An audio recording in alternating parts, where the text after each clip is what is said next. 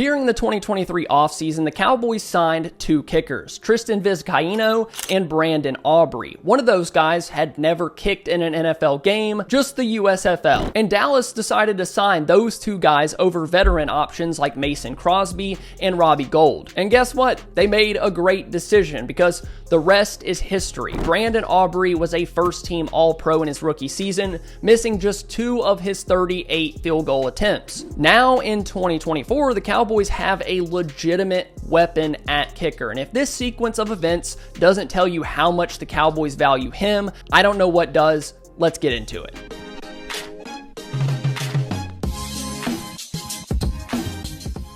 I know it's bad luck to talk about kickers, but before you scold me for jinxing the Cowboys, I just want to say I am just some dude on the internet making Cowboys videos. I have nothing to do with a kicker's accuracy, so if you want somebody to get mad at, please don't blame me, blame everybody on Twitter or something. That's what everyone kind of does anyway. Yesterday, at the end of the first half, the Cowboys kicked a 40-yard field goal with 55 seconds left. The Browns got the ball back and the Cowboys defense forced a 3-and-out. From there, Mike McCarthy could have just let the clock run out, let the corner in, and moved on with the second half. Instead, he decided to call a timeout with 19 seconds left, and I know he wasn't thinking about a touchdown when he did that. Turpin had a really nice return of 20 yards, and the next thing you know, Dallas is on their own 40 with just 9 seconds left. Then they throw a 12-yard pass to Jalen Tolbert, and in just one play, the Cowboys are in Brandon Aubrey range. That's how much the Cowboys trust him and view him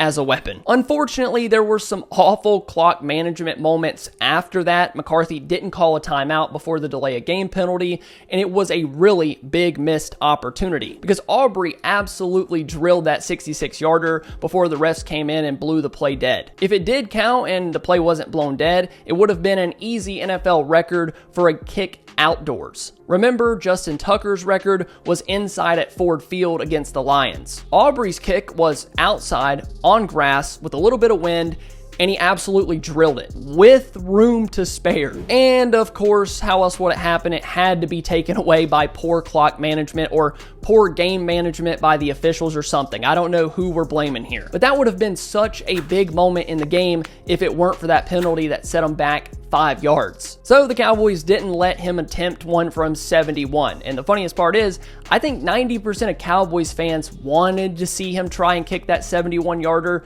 you know, just for the love of the game. I know I did. That would have been awesome just to see him try and kick for the record by like 4 yards. I mean, if he made it, that would have been in contention for play of the year. I don't know how you would beat that, a 71-yarder. That's probably a record that's never getting broken. But as much as I wanted to see it, I also understand not kicking the 71-yarder. There was no reason to give the Browns a potential return. Dallas had all of the momentum going into the half. Why give up a touchdown on a return just because you wanted to see your kicker try a 71-yard field goal? Because if it doesn't work out and you get burnt, you look stupid. So I get it, but I also wanted to see it. So let's quickly break this down for just a second in terms of what it means for this offense. The Cowboys were at their own 40-yard line with 9 seconds left after that Turpin return. It took a 12-yard pass to get into field goal range. 12 yards. And if Dallas had started at the 25, it would have taken 27 yards. That is less than 3 first downs, and you're in a position to kick for a score with Brandon Aubrey. That is so unbelievably insane. Now, should the Cowboys offense predicate itself on kicking 66-yarders every single game?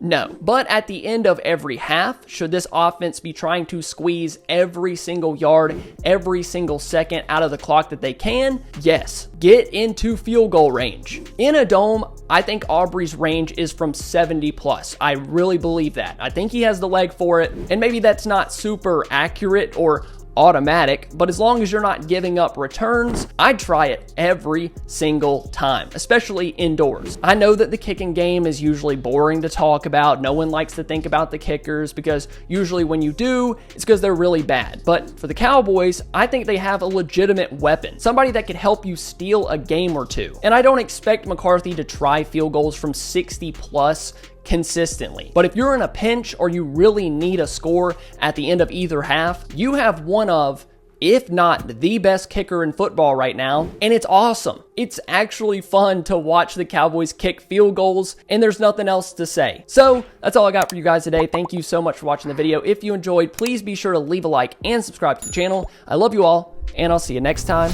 Bye.